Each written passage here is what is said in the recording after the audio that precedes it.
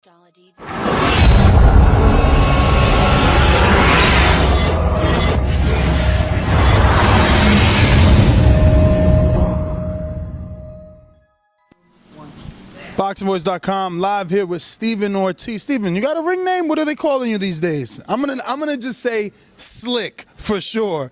You're looking very slick in there, man. We got a chance to catch you sparring, and very nice lead left hook. But what's your ring name? What you walking out to these days? What was it? Golden Child. But we seen like 2 people take our name, so now we just wandering around trying to figure something out.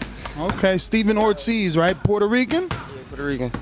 Philly Rican like Danny, I see. Or you from Philly? Listen, from the trends, bro. That's North Philly for real. So, straight from the gutter. So, definitely. And your weight division? 35. We might come down to 30. Make 30 easy. So, right now we're just playing around at 35, knocking these guys out, playing around. 6-0 as a pro, right? 6-0.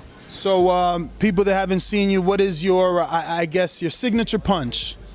Definitely the left hook. Right hand, everything. I'm an adapter, so whatever you bring, I'm adapt to, whether it's boxing, countering, or brawling. I like it all, so most of the time I'm catching and firing, getting the hell out of there, and, setting my shots back up and landing with the power. And definitely the distance. I love the distance. Now, I hear you got a few amateur fights. What division were you campaigning at as an amateur?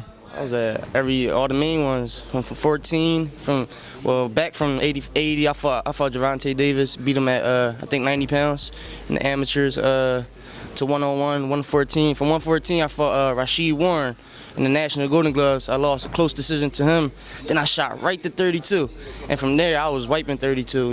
I had with my stable, I had a fight with Anthony Bergen, lost a close decision to him.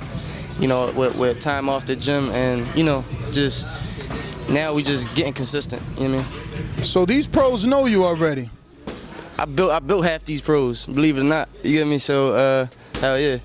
So when you say you built them, you've been in their camps and getting them ready for certain fights. I ain't mean built them, but I helped get them together. Hell yeah, and they helped me. They helped me get better. So especially my stable, like Tevin, Sosa, just everybody in my stable, Nate, Anthony Bergen. It's just all great talent, and we all worked together, and we all became better. You know what I mean? So for those that haven't seen you, what could you tell them about your style and why they should be watching you? I'm an adapter, bro. I'm pretty, long jab, boxing, whether it's brawling, whatever, bro. I'm with it, Whatever you bring to the table, I'm adapt to it like a lizard, bro, like a chameleon, and we're gonna make it work. Anthony, your stablemate, it's funny because you say long jab. Anthony, your stablemate, says he actually has short arms, but he knows how to gauge that distance, making his jab longer. Talk to us about that distance and how could young fighters, they come before you, master that? Listen, the distance it works every time. It helps you set up every shot. Recently, I've been leaning in too much, just working on little things, but right now I'm getting back to my distance. Distance is where I want to be. Like Mikey Garcia, like perfect distance, everything power, boom, boom, just touching right there on the outside, and it works in your advantage. So you got a fight coming up as well, in a couple weeks or next week? June 24th. So what is it, like 9 days? Yeah, same card with Bergen. We got Derek fighting on that card. Yeah, so we find somebody 4-0. So we ready to go. What do you know about him besides his record? Not really much. I watched like a little clip. He kind of slick, a little box game. So we're gonna see what he bring. Like I said, I'm adapt to it, and if I see him wobble, I'm gonna get him out. Not a Philly native, your opponent? Nah, he's from Indiana. Yeah, from Philly. I don't get no fights in Philly.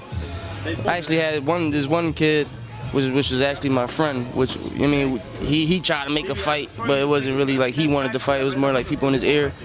So the fight ended up not happening. But besides that, no one from Philly ever takes the fight. Too much too soon. I mean, if you're as talented as you say, it's kind of high risk, low reward this soon. Fights of those nature need to be built up, especially when it's hometown rivalries. What social media do you have, and where could the fight fans follow you, if anything? Steven_215 on Instagram. It might be the same on Twitter, but I'm gonna get back on Twitter. I haven't been on for a little bit. It might be the same, or at Steve Ortiz 4, something like that. But you'll find me. Just put Steve Ortiz, you'll find me on there. But Instagram, Steven_215. And my last one, obviously you're in this gym, you know, you got a world-class trainer, you got Tevin Farmer on the brink of a world title, definitely a popular figure. Jason Sosa made it to the top, definitely. Even Michael Perez is now in this camp. Is that motivation for you, and how does it, you know, how does it hit you? Does it feel like hunger? Bro, it's not even, I'm destined from this, bro. I've been doing it all my life. Like I said, I was into the streets, so I took a lot of time off. Now just being consistent and knowing where they're at, I just know where I'm gonna be. You get me? So like I said, we help build each other and from scratch. So I'm pretty sure I'm gonna be there. Well, all right, man. There you have it, Steven Ortiz, June 24th. I want to thank you very much for allowing us into your camp and checking you out sparring, showing us your skills. We definitely appreciate what we saw. Follow me, Steven_215.